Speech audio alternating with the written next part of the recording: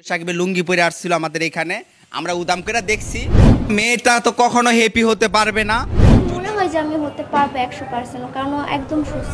বাকি অর্ধেক যতটুকু আছে জুনিয়র সাকিবের ওইটুকু লিয়ে দেবো, আমি চ্যালেঞ্জ দেওয়া কইলাম। আর ভালোবাসা তো মন থেকে হয়, তাই না? তো শরীর দিয়ে তো হয় না, তো এগুলো কেন? তো এই যে বাংলাদেশের জুনিয়র সাকিব, এই জুনিয়র সাকিবের কিন্তু একটা ভিডিও আমি আপলোড করছিলাম, লিঙ্গ কাটা ভিডিও। তো এই জুনিয়র সাকিবের লিঙ্গ কিন্তু তার স্ত্রীর শিখা কিন্তু কাটা দিছিল। তো আসলে এই জুনিয়র সাকিব, লিঙ্গ কাটা জুনিয়র সাকিব কিন্তু আবার বিয়ে করছে। তো আসলে এটা কিন্তু অবাক করার একটা বিষয়। আপনারা হয়তো অবাক হয়ে গেছেন, অবাক করার কিছু নাই। একজন মানুষের লিঙ্গ কাটা হয়েছে তো কি হয়েছে, মন তো আছে। দুর্বল না, আর ভালোবাসা তো মন থেকে হয়, তাই না? তো শরীর দিয়ে তো হয় না, তো এগুলো কেন? আসলে ভালোবাসা তো মন দিয়ে হয়, শরীর দিয়ে তো হয় না। আপনারা কথাটা স্পষ্ট ভাবে শুনলেনি। তো আসল কথাটা হলো, জুনিয়র সাকিব যদি পুরোপুরি ভাবে যদি সুস্থ না হয়, আসলে এই মেয়েটা আবার যদি চলে যায়, একবার তো গেছিল। আমি তো নিজের ইচ্ছায় ওকে ছেড়ে যাইতে চাইনি, আমার আম্মু আব্বু জোর করে নিয়ে গেছিল। তো এখন যেহেতু তোর কাছে আমি চলে আসছি, তো মরে গেলেও আমি এখন আর সাকিবকে ছেড়ে যাব না।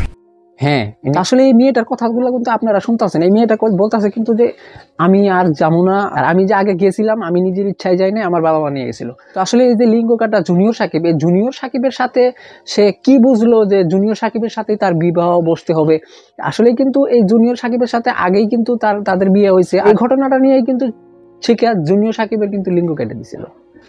এই ঘটনাটা নিয়ে আবার কিন্তু এই মেয়েটা আবারও আছে, মেয়েটাই কিন্তু বলতেছে যে আমি আর যাবো না। একবার তো ওর বাবা মা ওকে নিয়ে গেছিল, আবারও যদি ওর বাবা মা নিয়ে যায়, যদি প্রয়োজন হয় সাকিবের জন্য আমার ফ্যামিলিকে আমি ছেড়ে দিব, কিন্তু সাকিবকে ছেড়ে কখনো যাব না। তো আপনারা স্পষ্ট কিন্তু শুনলেন যে যদি প্রয়োজন হয় তার বাবা মাকে ছেড়ে দেবো, কিন্তু সাকিবকে, জুনিয়র সাকিবকে কিন্তু ছাড়বো না। তো আসলে কথাটা কিন্তু অনেক দূর। তো এইভাবে কিন্তু শিখাও বলছিল। শিখার ভিডিওগুলো যদি, পুরানো ভিডিওগুলো যদি আপনারা দেখছেন, তো স্পষ্ট ভাবে জানেন। তো আসলে এই মেয়েটা যদি একজন সুস্থ স্বাভাবিক মানুষ যদি জুনিয়র সাকিব না হয়, এই মেয়েটা কতদিন সংসার করবো, আপনারা এই কমেন্ট বক্সে জানাই দেবেন। আমার তো মনে হয় যে আমি হতে পারবো 100%, কারণ একদম সুস্থ। একদম সুস্থ। হ্যাঁ, এই মেয়েটা কিন্তু কনফিডেন্স ভাবে কিন্তু বলতেছে যে জুনিয়র সাকিব একদম পুরাপুরি সুস্থ। আসলে পুরাপুরি সুস্থ। আপনারা একটা কথাই ভাবেন যে একটা মানুষের যদি হাত বা পা যদি ভাঙার পরে যদি ঠিক হয়, ঠিক হতে তো অনেক টাইম লাগে। যদি ঠিক হয়, ওটা কিন্তু যতদিন বাইসে থাকে হয়তো বা ভারী বস্তু উঠাইতে পারে না, ভারী কাজ করতে পারে না।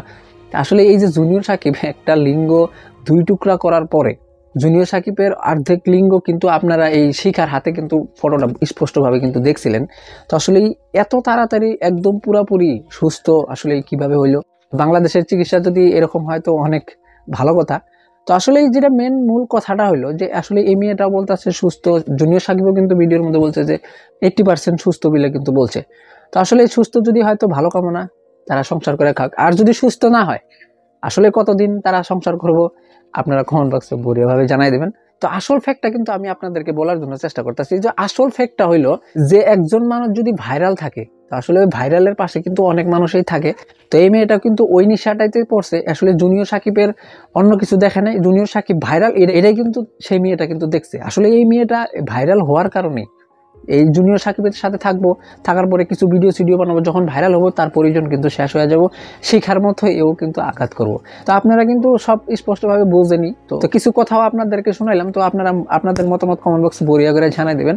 আর মানুষ ভাইরাল হলে কি একটা পরিস্থিতি হয়, আমাদের আসামের একটা ভিডিও আছে, আমি কিছুদিন পরে আপলোড করতেছি। তো আপনারা দেখবেন আসলেই একজন মানুষ ভাইরাল হলে কি একটা পরিস্থিতি হয়।